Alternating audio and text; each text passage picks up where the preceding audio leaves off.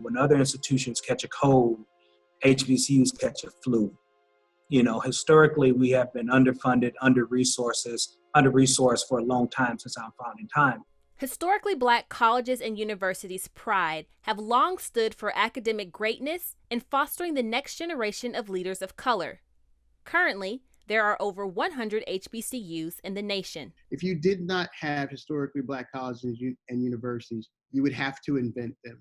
There are no other institutions that can provide the wide range of services really across a diverse set of students thoughtfully than HBCUs. At a virtual commencement for HBCUs in early May, former President Obama spoke directly to their legacy. Many of you could have attended any school in this country, but you chose an HBCU. And I'm here to tell you, you made a great choice. No generation has been better positioned to be warriors for justice and remake the world.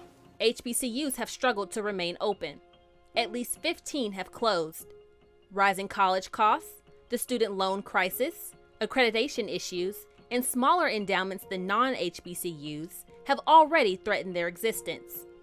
Now, with the COVID-19 pandemic, many wonder how HBCUs will stay open. And so when you have to think about refunds to students, when you think about being able to purchase all of the things, the technology that is needed on a very tight budget, it makes it extremely difficult.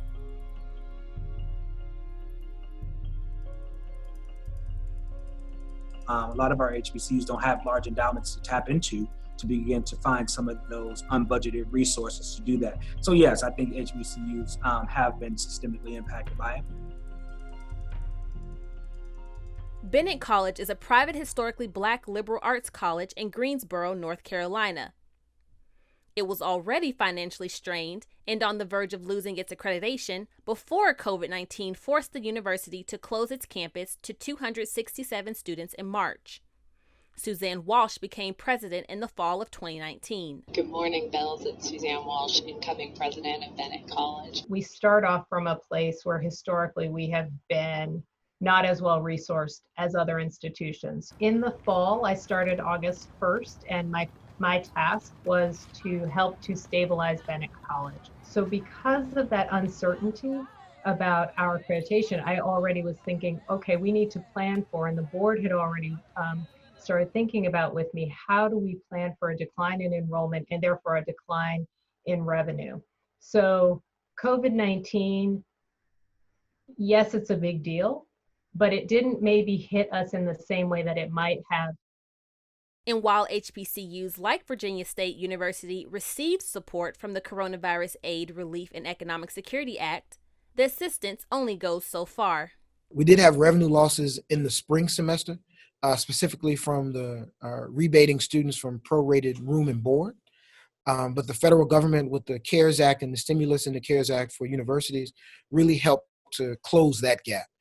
And so now we're looking at the potential revenue losses, of course, for the spring and for the fall, following the pandemic, to see where it goes and how social distancing will impact the future of higher education.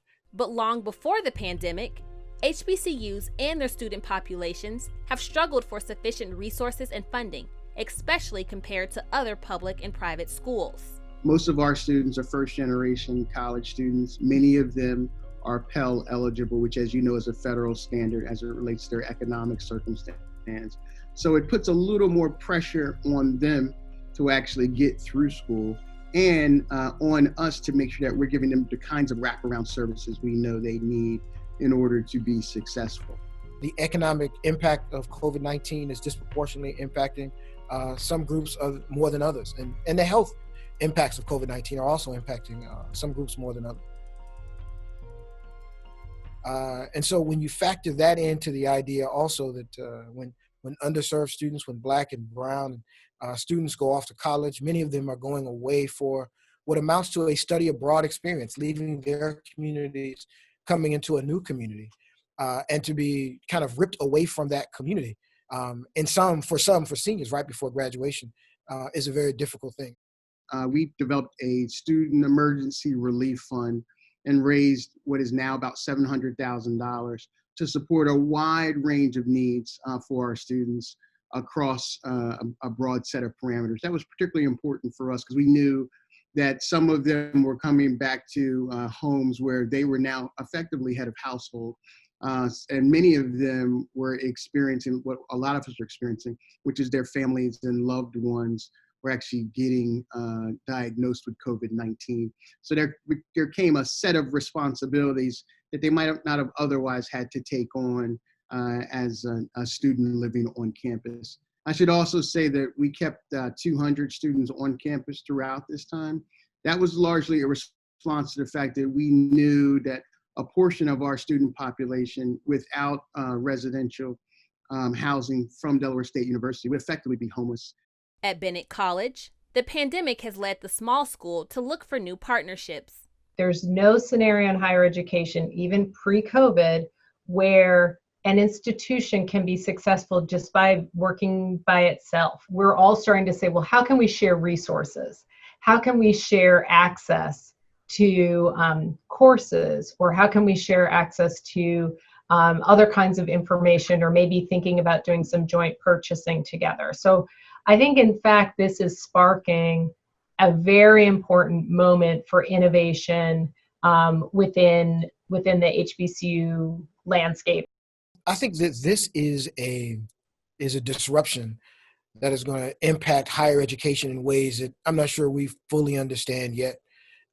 Will all institutions make it out unscathed? I would doubt it. I think there are certainly institutions, private and public, that are paying very close attention and are trying to make sure that they can make it out of this challenge in the best way. And so I know that all of my colleagues in the HBCU world are used to having challenges and are going to fight hard to make sure that their institution is still here to support students. Almost every college is grappling with the decision to have in-person classes in the fall. For HBCUs, the decision is more complex. Blacks account for a disproportionate amount of coronavirus deaths. And with HBCUs having a majority Black and brown student body, it may be more unsafe to open compared to non-minority colleges. We're preparing for every case. We want to open up in the fall and provide our students with the experience that they're used to having at Virginia State University. So we are planning for that with social distancing. We're also planning to go totally online. And so we're planning for every single possibility. And as those decisions are made, I believe that our students in particular will make a determination around, do they want to take off for a year? Do they actually want to come to the university in either a hybrid fashion, an in-person fashion, or a fully online fashion? Walsh already found the school was at a disadvantage because of its size and resources during the start of the pandemic. We didn't have a state system to turn to. You remember at first it was hand sanitizer. Like that was all anyone needed was hand sanitizer. And then there was the immediate shortage of hand sanitizer. Well, we were out on our own trying to find hand sanitizer. So now when we look forward, we're already trying to think about, okay, how much hand sanitizer do we need? What, the face masks, how do we have access to enough face masks? How do we have enough access to gloves? Challenges for HBCUs, I think the challenges will be the unanticipated costs of everything that's related to getting ready to bring students back. It's not as simple as creating a budget like you've created every year. This is a lot of very specialized, I think, planning that we need to move towards. A disease like this just spotlights the underlying inequalities and extra burdens that Black communities have historically had to deal with in this country. We see it in the disproportionate impact of COVID-19 on our communities. Just as we see it when a Black man goes for a jog and some folks feel like they can stop and question and shoot him if he doesn't submit to their questioning. Injustice like this isn't new. HBCU presidents believe the students and the institution are resilient and will be able to survive the pandemic's impact. I think that part of what we've seen over and over with all of our responses to the COVID-19 situation is that we know our students. We care about our students. It is a family experience to go to an HBCU. HBCUs also are really great about slowing down and listening and putting the student first in all that we do. We also, I think, have an important tradition and history of helping Black students to be successful, to weather any storm.